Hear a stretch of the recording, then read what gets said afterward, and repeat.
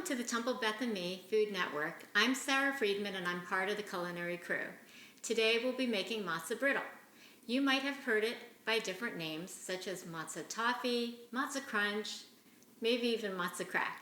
And basically what it is matzah topped with toffee and chocolate. It's a very simple dessert and something that makes your matzah taste delicious. Matzah brittle is really easy to make. It doesn't use any special ingredients. It doesn't use any special equipment. It's so easy that you probably don't even need a video. I'm going to show you how to make it so that you can see, because sometimes seeing is believing, how easy it is. And once you watch it, I hope that you'll try to make it at home. So let's get started.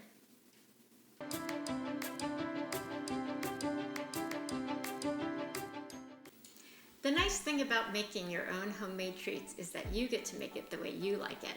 So the ingredients are about 4 to 6 boards of matzah, a cup of butter, which is 2 sticks. You can use margarine if you prefer. I like using unsalted butter.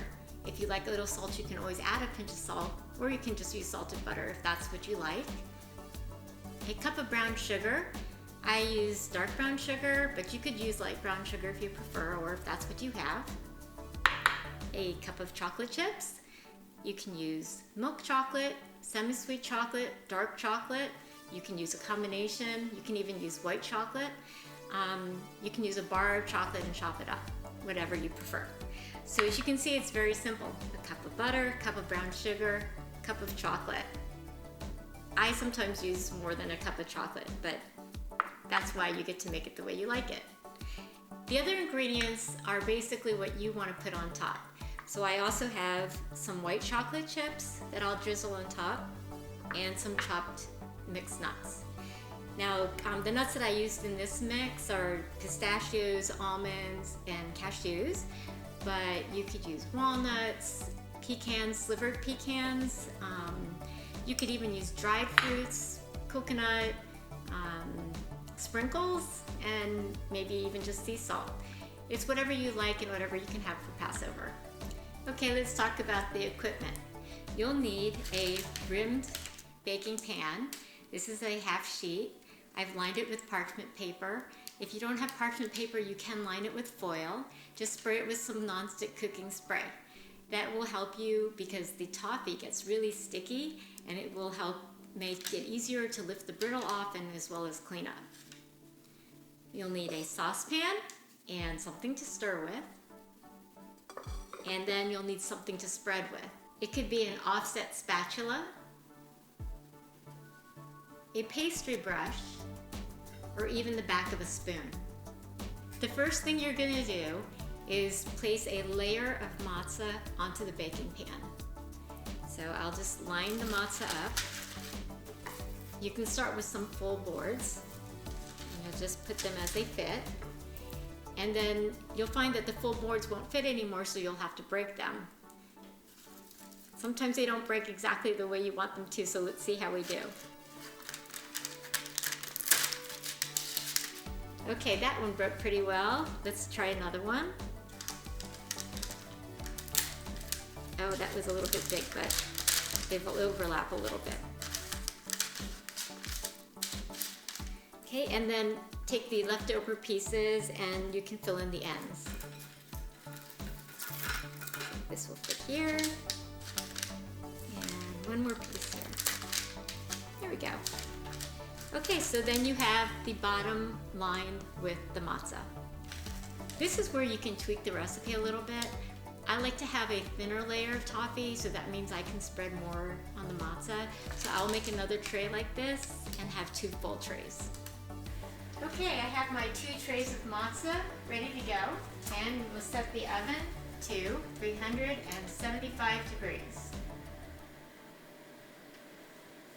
And then we'll start making our toffee. I put the 2 sticks of butter and the cup of brown sugar into the saucepan, and I will now put it on medium heat.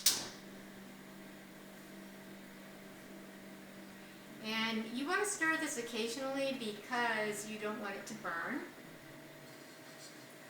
until it starts to boil. And once it starts to boil, that will take about 2 to 3 minutes to start. Once it starts boiling, you want to constantly stir, again, so that you don't burn it. You'll start seeing it get thicker as it cooks on the stove and get a little darker. And keep stirring because you don't want it to burn. It smells like caramel. You can see that it's gotten much thicker. Okay, that's 3 minutes, so we'll turn off the heat. And you immediately want to pour this onto the matzah and spread it as quickly as you can. So I'll just pour one first. And I'm going to leave this in the pan until I'm ready for the second one. And you just kind of spread the toffee on top of the matzah, because if you don't do it quickly, it gets harder and harder to spread as it cools.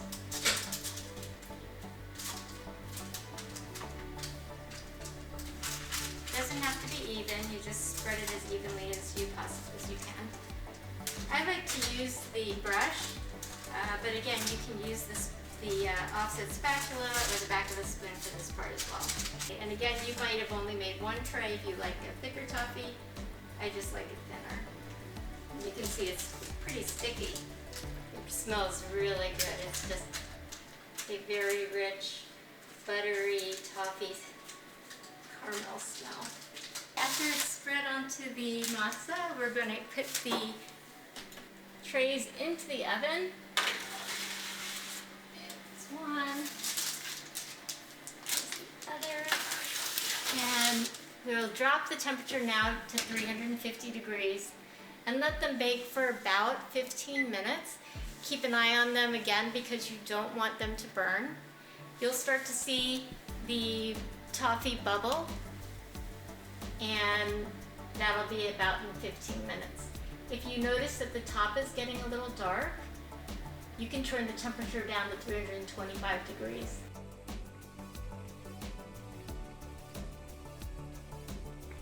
Oh, it's ready.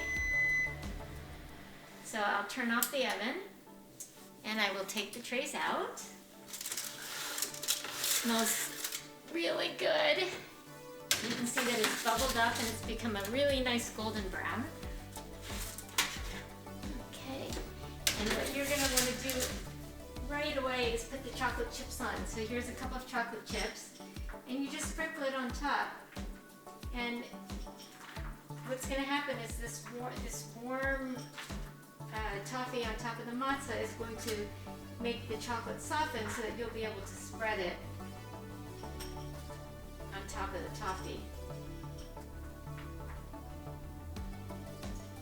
This is about a cup, but since I have a whole nother tray of matzah, I have a whole nother cup of chocolate. Okay, now if you notice that the chocolate hasn't melted enough for you to spread it, you could always put it back into the oven for a minute just to let it melt a little. Okay, so I'm gonna put a little bit of a white chocolate drizzle also. So while I'm letting this sit for 5 minutes, I'm gonna go ahead and do this in the microwave. So I will put it in high power for about 30 seconds at a time until it melts and becomes smooth.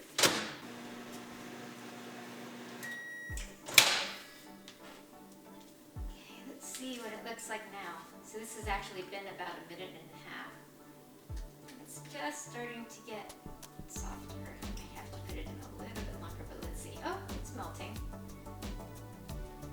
Okay, so we'll just let this wait for a moment until we're ready to use it on top of our toffee. It's been about 5 minutes and the chocolate looks pretty melted, so let's see how it looks. So you'll just start on one end and spread it out. You can see how it pretty much melts. And you just spread it on all the way across the matzah. It doesn't have to be even, but you can do it as even as you'd like. So you can see that you could adjust to how much chocolate you want. More chocolate, less chocolate, depending on what your taste is.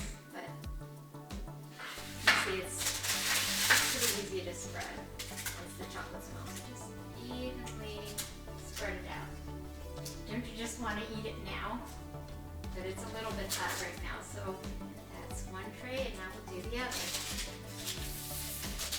Okay, but actually what you're supposed to do, now that it's all spread out, finish topping it with whatever else you want to top it with. Now this is all you would do for the Matzah Brittle, but if you want to put the other toppings on like we talked about, we can do that now. Well, I don't want to waste this chocolate. We'll probably need to eat it. Okay, so here's the white chocolate, and I like to just spread it on. I'll only do it on this one tray, because I will do a different thing on the other tray.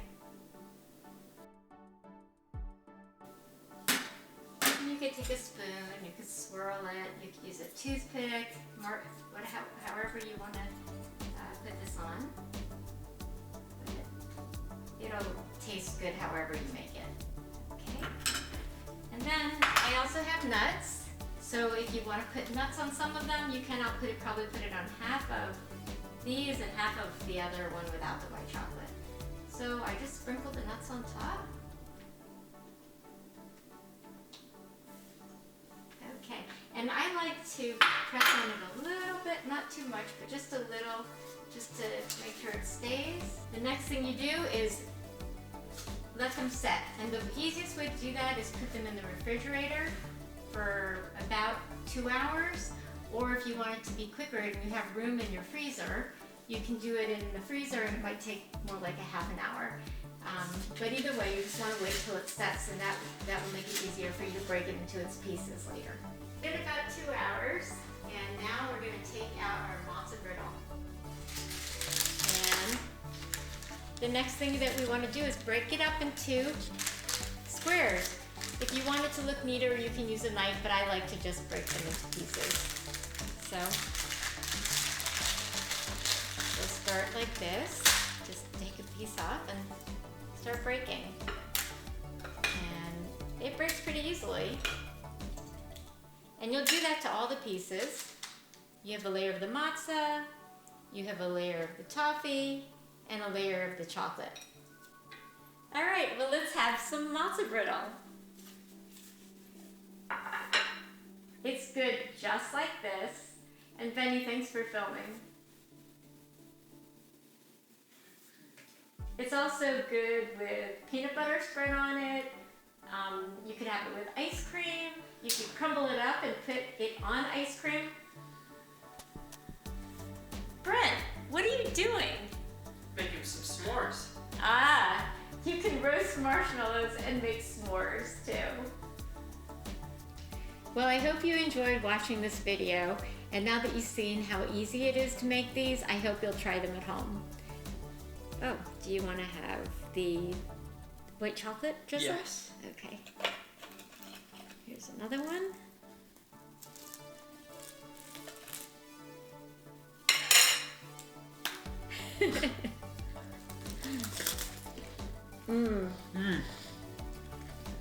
Just like a Heath bar, it is really delicious. Hug some mayo.